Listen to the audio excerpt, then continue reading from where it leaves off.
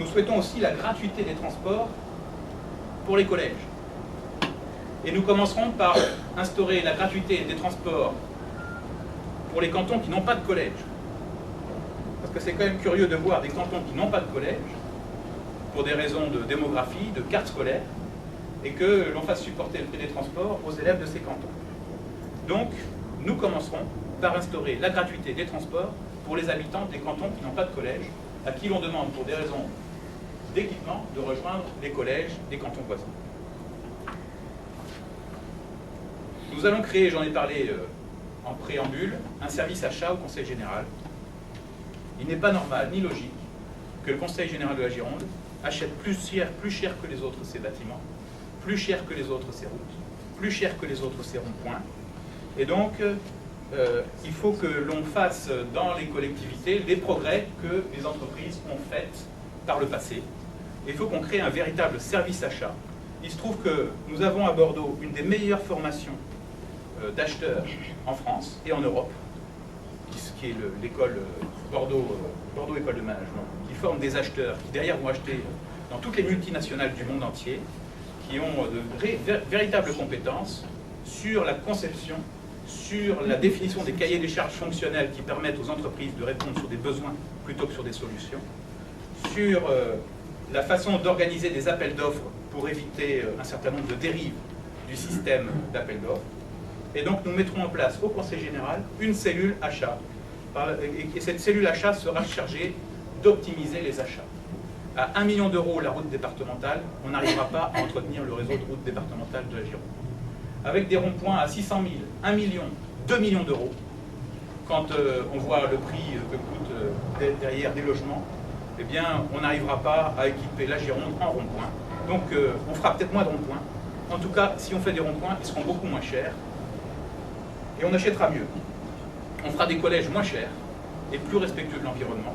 Parce qu'on s'aperçoit souvent, quand on met en place des services achats, que les coûts, les raisons des coûts anormalement élevés sont aussi les raisons des coûts de mauvaise gestion de l'écologie, des déchets et des mauvaises idées de développement durable.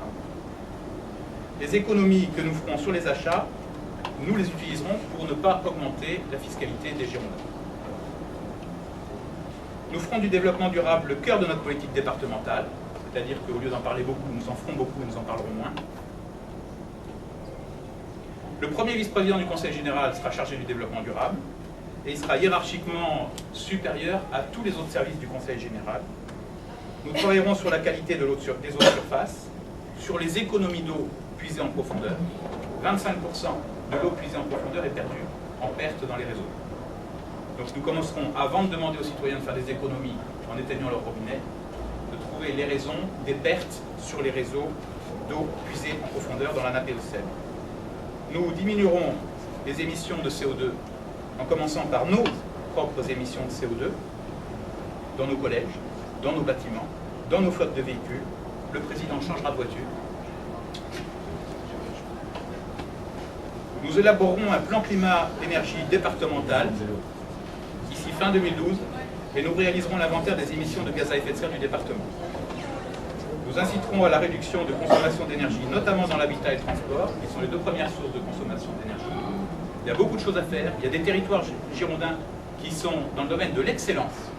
Nous prendrons exemple sur ces territoires pour faire que ces politiques locales qui existent en Gironde soient départementalisées et qu'on utilise ces réussites locales pour en faire une politique départementale.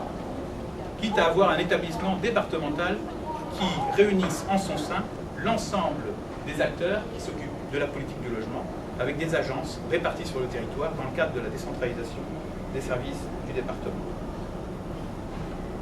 Nous lutterons contre la précarité énergétique avec deux leviers.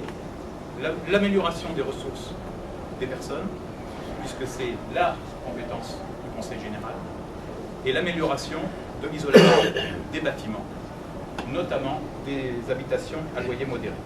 Il y a des choses très simples et qui coûtent pas cher, qui aujourd'hui ne sont pas faites. On incite quelquefois les gens à changer de vitrage, alors qu'il suffirait de mettre de la laine de verre dans leur grenier. Mettre de la laine dans le verre dans les greniers coûte très peu cher et c'est la première source d'économie d'énergie. Et donc on peut faire des diagnostics très simples, et puis derrière accompagner les gens dans des travaux qui sont peu coûteux et qui sont tout de suite rentables. Nous soutiendrons le développement des énergies renouvelables dans le cadre du schéma régional climat, air, énergie, avec l'objectif d'atteindre 23% d'énergie renouvelable sur le département de la Gironde. C'est un objectif du Grenelle de l'environnement, c'est un objectif que nous nous sommes donné au niveau européen, c'est un objectif que nous sommes donnés au niveau du monde. Il faut désormais que le département de la Gironde arrête de regarder ses objectifs en disant bravo et dise comment il va s'organiser pour arriver à atteindre les objectifs. Nous mettrons en place une coopération avec les communes forestières pour soutenir la filière bois-énergie et construire une filière bois-énergie dans le département de la Gironde, qui est le deuxième département forestier de France, à l'image de ce qui se fait chez nos voisins de la Dordogne, à l'image de ce qui se fait dans certains départements beaucoup moins forestiers que les nôtres, à l'image de ce qui se fait sur certains territoires de la Gironde où la filière bois-énergie a été mise en place et où ça fonctionne.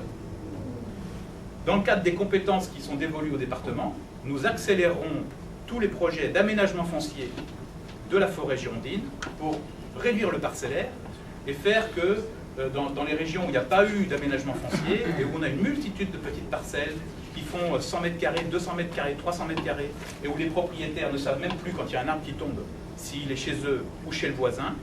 Donc ce qui rend impossible l'exploitation des forêts en milieu rural, nous mettrons en place un aménagement foncier pour réduire le nombre de parcelles et pour faire que tous les propriétaires, puisque désormais la loi l'impose, aient un plan simple de gestion dès le premier hectare, c'est-à-dire passer à la gestion durable de la forêt. Et puis, au travers du patrimoine bâti départemental, nous mettrons en place les objectifs que nous demanderons aux citoyens de suivre: économie d'énergie, production d'énergie renouvelable. Nous agirons pour réduire les déchets à la source,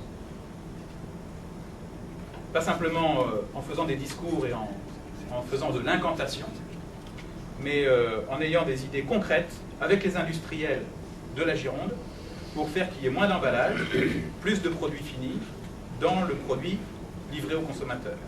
Et on commencera par aider la plus grosse production agroalimentaire de notre département, c'est-à-dire la filière vin, pour que les bouteilles soient allégées, moins de verre, moins d'émissions de gaz à effet de serre au moment de la fabrication du verre, et derrière, moins d'énergie consommée dans les transports, avec des verres plus légers, plus de vin dans la bouteille par rapport au prix du produit fini, et donc des économies de gaz à effet de serre dans les transports. Donc on fera des actions exemplaires, en commençant par aider nos industriels, nos agriculteurs, nos habitants, et en travaillant sur... Pour que les gens boivent plus. C'est pour boire plus. C'est l'objectif final. Ensuite, oui, vous pouvez mettre ça. Oui. Pour boire plus. Ensuite, nous mettrons en place localement des petites unités de valorisation de la matière, ce qu'on appelle des recycleries, et puis des petites unités de valorisation organique des déchets. Nous mettrons à l'étude un vaste chantier qui est la méthanisation des mares de raisin. Vous savez que la réglementation est en train de changer sur les mares de raisin. L'Europe achetait les mares pour les distiller et faire de l'alcool pour l'industrie. Aujourd'hui, tout ça est en train d'être revu avec la nouvelle PAC. Il y a un gisement énorme de méthane dans les mares de raisin. Le département de la Gironde, qui est un des plus grands départements producteurs de vin, est aussi un grand producteur de mares de raisin et peut devenir un producteur de biogaz par la méthanisation de ces mares de raisin. Nous ferons un projet d'étude de l'eau chaude qui est jetée dans le fleuve au pied de la centrale du Blayais pour voir quelle filière on pourrait mettre en place pour utiliser cette eau chaude, qui est une eau chaude dont on dispose, qui est produite jour après jour. Dans d'autres régions, à côté des centrales, on a mis en place des projets touristiques, on a mis en place une ferme des crocodiles, on a mis en place des sphères tropicales. Il y a pas mal de choses qu'on peut faire à côté de ce gisement qui existe, qui est l'eau chaude produite par la centrale. Nous souhaitons que le Conseil général de Gironde soit au cœur du développement économique girondin, et nous souhaitons surtout qu'il y ait plus de valeur ajoutée produite en Gironde. C'est vrai pour le vin, où il faut plus de valeur ajoutée, plus de produits finis faits chez nous. C'est vrai pour le bois, où trop de bois partent par nos ports pour être transformés en meubles dans d'autres pays de l'Europe ou d'Asie, et reviennent chez nous par les mêmes ports pour être vendus chez nous. Ça fait fonctionner nos ports, mais c'est bien dommage, parce que la valeur ajoutée au bois, elle est ajoutée dans d'autres départements et dans d'autres pays. Et donc, nous travaillerons sur des politiques de filière. C'est vrai pour la vigne et le vin, c'est vrai pour le bois, c'est vrai pour la filière nautique, c'est vrai pour la filière de plaisance, c'est vrai pour un certain nombre de filières. Il n'y a pas des grandes et des petites filières, il y a des pôles d'excellence qui existent dans notre département. Ils sont petits, ils sont grands, mais autour de ces pôles d'excellence, il faut qu'on investisse pour construire de véritables filières.